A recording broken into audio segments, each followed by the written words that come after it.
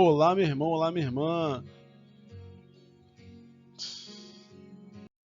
Dando continuidade aos nossos estudos, só para a gente relembrar, estamos falando aí sobre o sacramento da ordem, e essa é a segunda parte dessa aula. E na última aula nós vimos sobre o Antigo Testamento e a relação que o sacerdote tinha lá com Israel, né?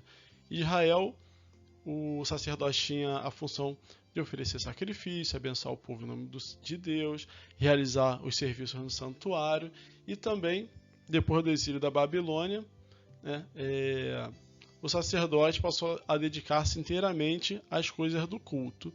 E lá no Antigo Oriente era o rei de Israel também o responsável pela administração dos templos e a organização do culto. Então, depois desse breve resumo aí, nós vamos iniciar a nossa aula de hoje propriamente dita, tudo bem? Vamos aí para o nosso próximo slide. Agora, meus irmãos, e aí? O que diz a Bíblia no Novo Testamento? Vamos lá? Nós falamos sobre o Antigo Testamento, agora nós vamos ver umas passagens agora no Novo Testamento. Tudo bem? Eu vou fazer um corte aqui para poder ir fazendo as leituras, tá bom? Que aqui no meu estúdio ultramoderno não dá para fazer tudo ao mesmo tempo. Então, eu vou ter que dar um jeito aqui para poder fazer a leitura, ok? Vamos aí ao próximo slide. Olha aí, pessoal. No Novo Testamento, o caráter sacerdotal do novo Israel de Deus é radicalmente dependente do sacerdócio único de Cristo. A nova comunidade cristã que se qualificou como povo sacerdotal, fazendo a passagem do antigo para o novo sacerdócio, este não é mais ligado a uma terra, a um culto ou a um templo, mas à pessoa de Jesus Cristo, centro do novo culto e do novo sacerdócio. Ok? Vou dar uma lida aqui, ó, na primeira carta de Pedro, olhem aqui, capítulo 2, 4 e seguinte, ó. Diz a palavra: Achegai-vos a ele, pedra viva, que os homens rejeitaram, mas escolhida e preciosa aos olhos de Deus. E quais outras pedras vivas vós também vos tornais os materiais deste edifício espiritual, um sacerdócio santo para oferecer vítimas espirituais agradáveis a Deus por Jesus Cristo. Então, olha só a situação, como que Jesus é colocado aí. Ele faz a passagem do antigo para o novo sacerdócio. Agora nós vamos fazer essa leitura aqui em Efésios 2, ok? Lá no versículo 19 até o 22. E diz o seguinte, ó: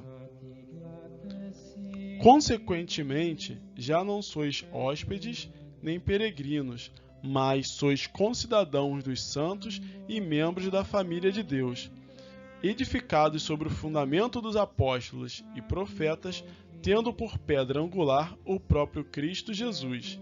É nele que todo edifício harmonicamente disposto se levanta até formar um templo santo no Senhor. É nele que também vós, outros, entrais conjuntamente, pelo Espírito, na estrutura do edifício, que se torna a habitação de Deus. Olha só que bacana, né? Então vai falando como que Jesus é o sumo sacerdote, né? Ele rompe aquela barreira dos sacerdotes do Antigo Testamento, vindo para o Novo Testamento.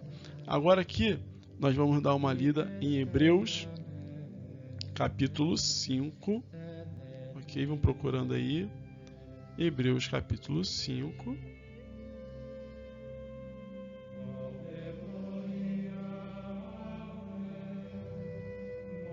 Calma, gente, tô aqui, não sumi não.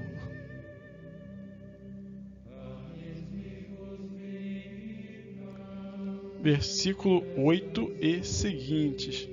E a palavra do Senhor diz assim, ó: Embora fosse filho de Deus, aprendeu a obediência por meio dos sofrimentos que teve, e, uma vez chegado ao seu termo, tornou-se autor da salvação eterna para todos os que lhe obedecem.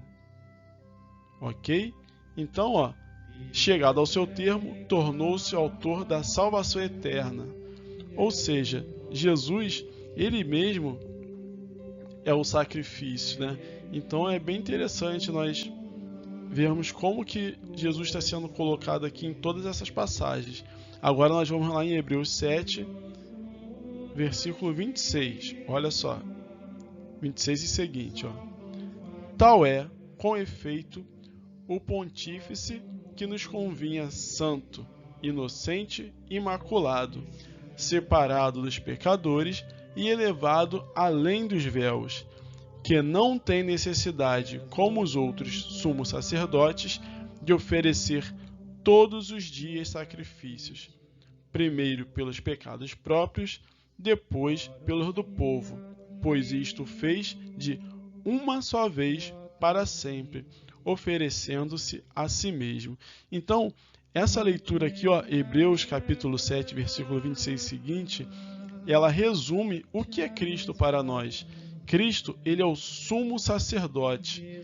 Ele rompeu tudo aquilo que os sacerdotes antigos faziam, porque eles deviam fazer sacrifícios por si mesmos e para o povo. Mas Jesus, ele fez um único sacrifício para sempre e que é lembrado sempre na nossa ceia, né? Sempre na Eucaristia. Então, o que acontece? Muito interessante como isso vai fazer a ligação de Cristo com os apóstolos e o envio, porque Cristo, ele é o sumo sacerdote, é o sacerdote supremo. Ele imolou-se a si mesmo pelos nossos pecados, para que eles fossem redimidos. Olha só que lindo, né, gente? Olha só.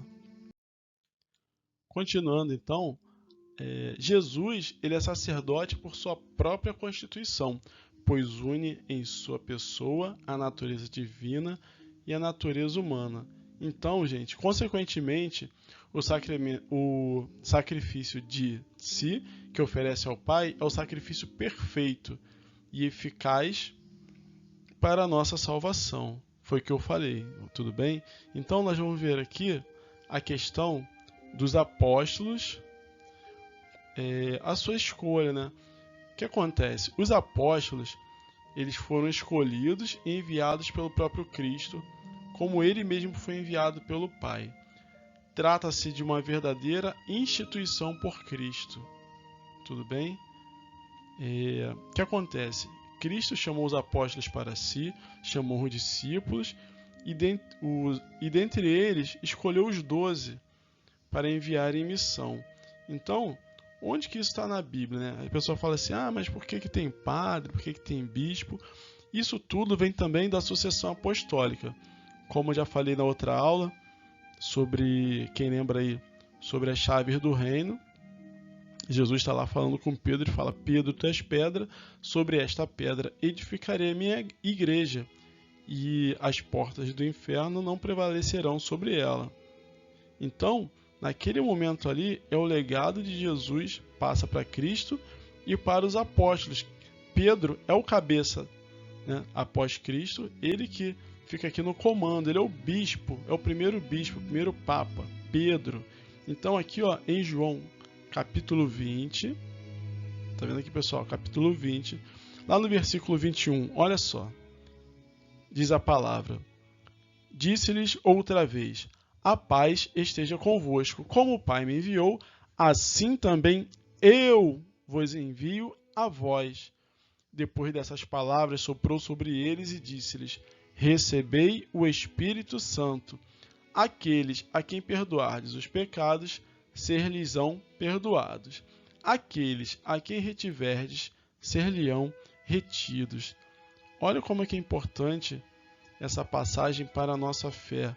Nós temos que acreditar que Jesus passou isso para os apóstolos e pela sua sucessão e com a ajuda do Espírito Santo chegou até o dia de hoje, porque senão a nossa fé será vã, ok? Agora que olha só em Marcos 3, lá no versículo 13, o que fala?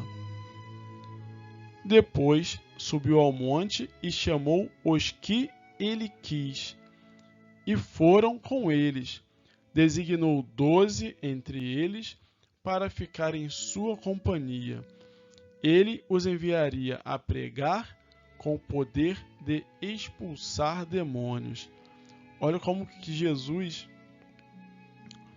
no seu convívio com os discípulos, vai dando lentamente, vai mostrando os mistérios de Deus, vai mostrando seus mistérios, mas só que nós, como homens, nós somos muito lentos, muito fracos, né?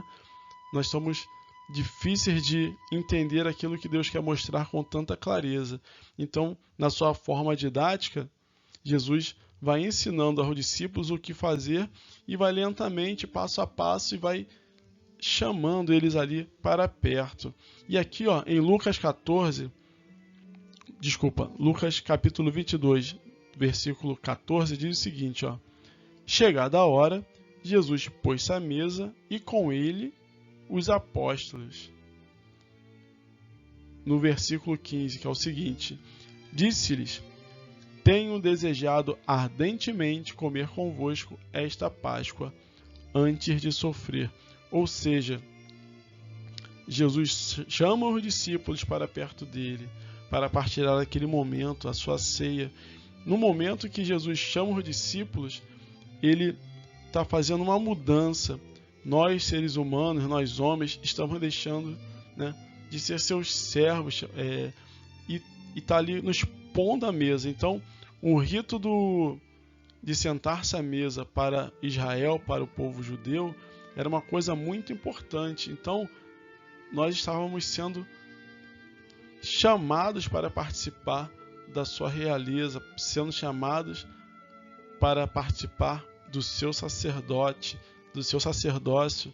Estávamos sendo chamados para participarmos da sua vida de profeta. Lembram lá da iniciação cristã? Nós somos batizados e nos tornamos profetas, sacerdotes e reis. E agora aqui, ó, na 1 Coríntios, capítulo 11, versículo 26, olha só o que diz: assim, todas as vezes que comeis desse pão e bebeis desse cálice, lembrais a morte do Senhor até que venha. O que é lembrar a morte do Senhor? É o memorial da paixão, celebrar a ceia, a nossa Eucaristia, a nossa comunhão, até que venha. Até que venha significa o que, meus irmãos? A parousia, né? Ou parousia, que é a segunda vinda de Jesus, a qual estamos aguardando, né? Não sabemos o dia, nem a hora e nem nos cabe. Então, não vamos ficar alarmados aí, vamos ter atenção aos sinais do tempo, mas para quem acha que está perto, aí é o tempo de Deus, né? Não vamos nos desesperar, ok? Vamos aí para nosso próximo slide. Dando continuidade aqui, irmãos, vamos falar sobre a questão do envio. Porque Jesus envia os seus discípulos. É importante entender o que aconteceu após Pentecostes. Em Pentecostes que se deu a investidura pública do Espírito sobre os apóstolos, inaugurando seu sacerdócio na igreja. Os apóstolos receberam o poder de perdoar os pecados e a função de, assim como Jesus, serem pastores do rebanho. A eles foi dada diretamente de Jesus a ordem de apacentar as ovelhas na pessoa de Pedro. Então, eu não vou ler todas as passagens aqui, eu peço que vocês leiam em casa, mas eu vou ler aqui, ó, em Atos 2, no versículo 1 ao 13. Ia pedir até que vocês lessem o capítulo inteiro. E aqui diz o seguinte, a palavra do Senhor: chegando o dia de Pentecostes, estavam todos reunidos no mesmo lugar. De repente veio do céu um ruído, como se soprasse um vento impetuoso, e encheu toda a casa onde estavam sentados.